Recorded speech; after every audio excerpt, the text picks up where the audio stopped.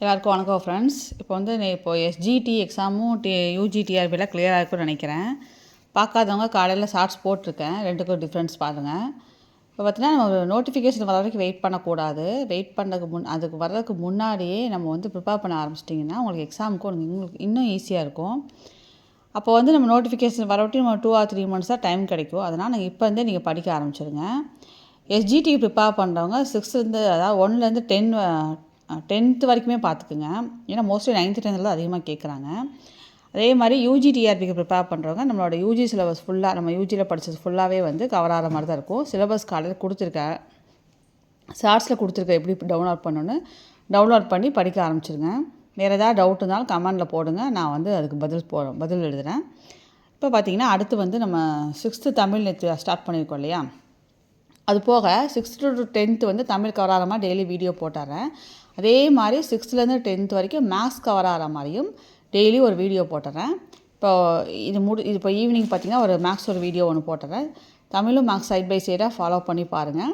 இது மாதிரி paper 1 paper 2ல் வந்து சப்போஸ் இந்த வாட்டி கிளியர் பண்ணாதவங்க இனி வந்து எப்படி நெக்ஸ்ட் இயரில் பார்த்திங்கன்னா 2 or 3 times கால் ஃபால் பண்ணுவாங்க. அதனால் வந்து அதை என்னென்ன நீங்கள் தப்பு பண்ணீங்களோ அது எல்லாத்தையும் வந்து சரி பண்ணுற விதமாக நீங்கள் திரும்ப வந்து படிக்க ஆரம்பிச்சிருங்க. நெக்ஸ்ட் டைம் கண்டிப்பாக அதை கிளியர் பண்ணிடலாம். இப்போ வாங்க வீடியோக்குள்ளே போகலாம். இப்போ தமிழ் கும்மி அந்த டாபிக் பார்க்கலாம். இவரோட பெருஞ்சித்திரனார் அவர் வந்து எந்த ஊரில் பிறந்தாருன்னா சேலம். ஆனால் அவரோட இயற்பெயர் வந்து துரைமாணிக்கம். இப்போ துரைமாணிக்கம் என்று அழைக்கப்படுபவர் யாருன்னா பெருஞ்சித்திரனார். இவருக்கு இவரோட சிறப்பு பெயர் வந்து என்னன்னா பாவலரேறு. இப்போ பாவலரேறு பெருஞ்சித்திரனார் அப்படி தான் சொல்லுவோம். இவர் இயற்றிய நூல்கள் என்னென்னா கனிச்சாறு, கொய்யாக்கனி, பாவிய கொத்து, பள்ளிப்பறவைகள், நூறாசிரியம். இதெல்லாம் வந்து நீங்கள் என்ன பண்ணலாம், நீங்கள் இல்லைனா வந்து ஹெட்ஃபோனை போட்டுட்டு இதை அப்படியே ரிப்பீட் பண்ணி கேட்டே இருந்தீங்கனாலும் உங்களுக்கு வந்து சீக்கிரமாக வந்து மெமரியில் ஸ்டோர் ஆயிரும். தமிழ் அப்படியே ஃபாலோ பண்ணிக்கோங்க. மேக்ஸ் மட்டும் உட்காந்து பொறுமையாக வந்து பார்த்து பேசிக்லேருந்து சொல்லித்தர போகிறோம். ஸோ பொறுமையாக ஃபாலோ பண்ணுங்கள். கண்டிப்பாக நம்ம நல்ல மார்க் வாங்கி அடுத்த லெவலுக்கு போயிடலாம். அடுத்தது பார்த்திங்கன்னா இவருக்கு வந்து பாவேந்தர் பாரதிதாசனின் தலைமாணக்கர் யார் அப்படின்னா பெருஞ்சித்திரனார்.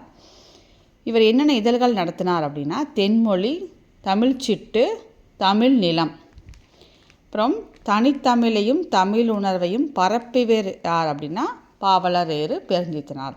தனித்தமிழையும் தமிழ் உணர்வையும் பரப்பியவர் யார் அப்படின்னு கேட்டாங்கன்னா பாவலரேறு பெருஞ்சித்திரனார். அதனால் இப்போ இருந்தே படிக்க ஆரம்பிச்சிருங்க. கிடைக்கிற டைமெல்லாம் யூஸ் பண்ணுங்கள். கண்டிப்பாக வந்து 150க்கு 120 + வாங்கிடலாம்.